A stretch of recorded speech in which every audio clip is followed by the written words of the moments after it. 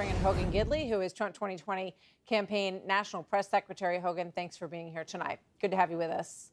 Thanks so much. I appreciate the time. So those numbers that Tom Perez is talking about, 350,000 new voters, obviously there's a big effort on both sides because we know that people who register to vote for the first time or the first time in a long time, they tend to turn out. What's your operation seeing in those numbers?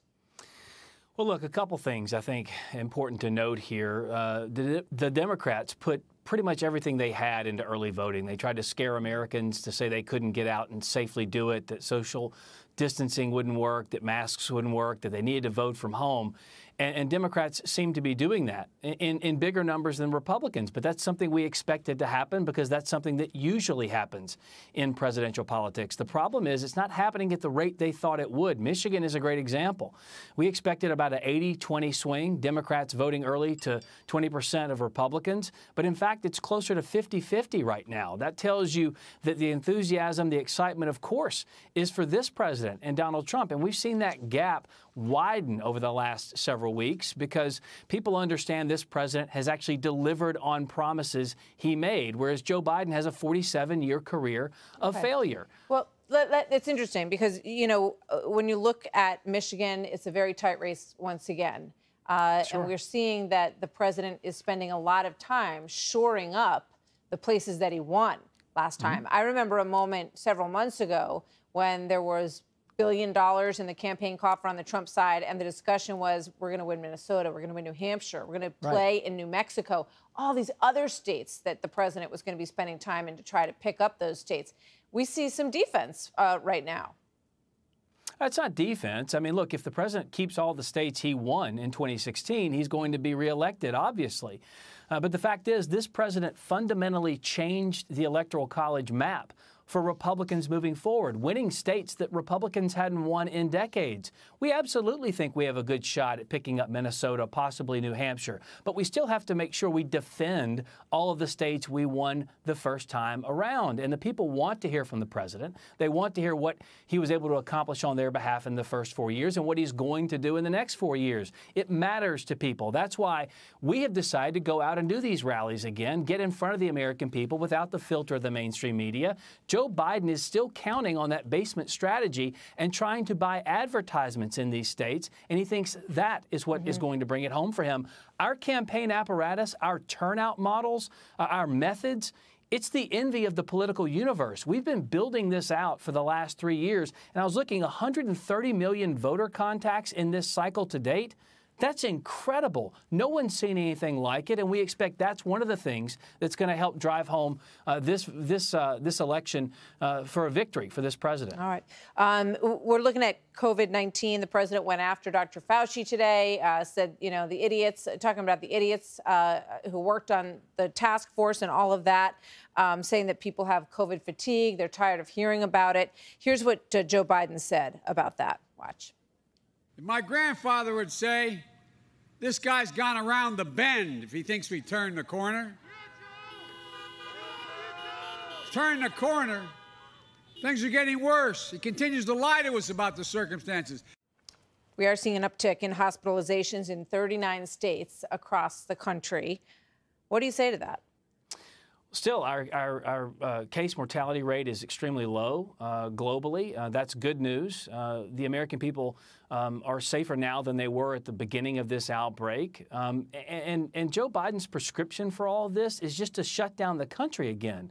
That's an untenable situation. Even Dr. Fauci said that. And look, I was working closely with Dr. Fauci, Dr. Hahn, Dr. Birx, Dr. Redfield when I was at the White House when this first initially reared its ugly head in this country. And the president listened to Dr. Fauci, no question. In fact, it was Dr. Fauci who said the president took all of his advice, except for one piece. Dr. Fauci said he would not have shut down those flights from China and from Europe. And now we know, thanks to the health experts and the medical experts, that one decision do you think it's a good idea for him to call him an idiot at this point? I mean, when you've got this escalation, because the fact of the matter is that there are places in the country that are experiencing experiencing what those of us on the East Coast experienced quite some time ago.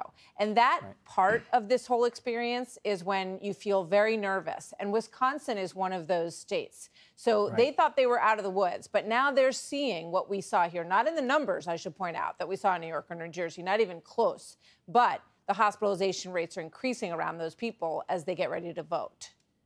Well, we also know, bumbling Governor Cuomo and what he did by sticking people with COVID back into nursing homes. My question was, no, I know how do you manage what people are going through there. now in the Midwest when you've got a Midwest group of states that you have to win on your side? Right. But look, I want to talk about this issue because I think it's very important for the American people to understand. Dr. Fauci isn't the only doctor out there, and there's competing, science on various things. It was Dr. Fauci who early on said we shouldn't wear masks at all, and then came around and said, no, we should wear masks after the science changed. So that's all fair and that's fine, but science is meant to be tested, and these conversations should be had. But regardless, while we see some of these cases increase in the states, as you just mentioned, there's still a way to move about our lives in a responsible, safe way. We cannot shut things down again. I mean, losing millions of jobs, spending trillions of dollars to keep people just afloat, not to allow them to succeed, by the way, or thrive, but just to survive. That's not a tenable position for this country. We know that we can do things safely. If we wear masks, if we socially distance, if we use hand sanitizer and all the guidelines that the CDC talks about, we can begin to open up this country, and we should. The American people need to be back to work, and the livelihoods that have been lost, many aren't going to come back. It's going to take someone who understands the economy, who rebuilt the economy once, who is doing it again. That's Donald Trump. Shutting down the country is not a strategy, and that's what Joe Biden wants to do. Do you think that the president wishes that he didn't shut down? Do you think the president wishes that he didn't shut down the country to the extent that he did at this point? Now that the WHO is saying that lockdowns maybe were not the way to go. Does he have any regrets about that?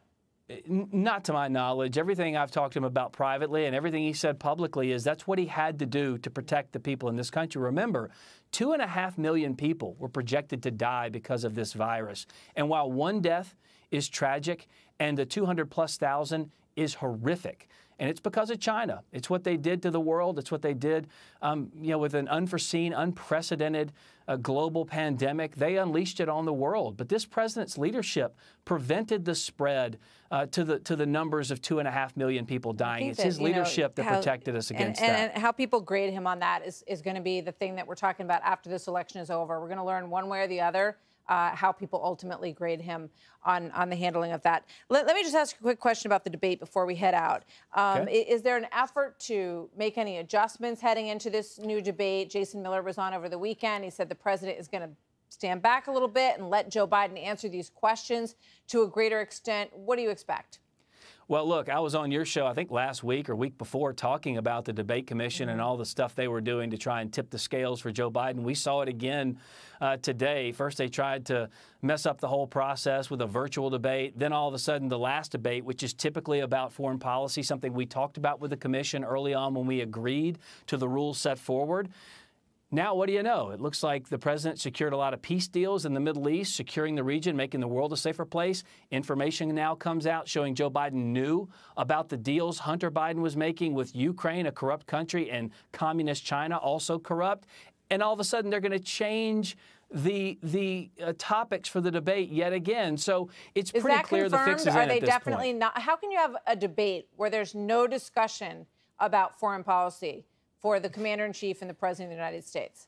That is a great question. And look, when you have a record like Joe Biden, I know he doesn't want to talk about it, but his own Secretary of Defense, Robert Gates, said that Joe Biden hadn't made a single correct foreign policy decision in 4 decades. Everyone knows he's been a failure in domestic policy and on foreign policy. And when you're the commander-in-chief and you have to deal with these nations in real time, like North Korea, for example, like Japan, like Russia, like China, you have to understand the global the global implications and the global set, if you will. And Joe Biden just simply doesn't do that. For the commission to pull that topic and not even discuss foreign policy I think you're is just a failure I think you're right. on their I think part. both Another sides, failure in a long line both of failures. sides should want to have the conversation about foreign policy. It must be had between the two candidates on stage. And so I would imagine that it's going to take one of the candidates to bring up some of these issues if they want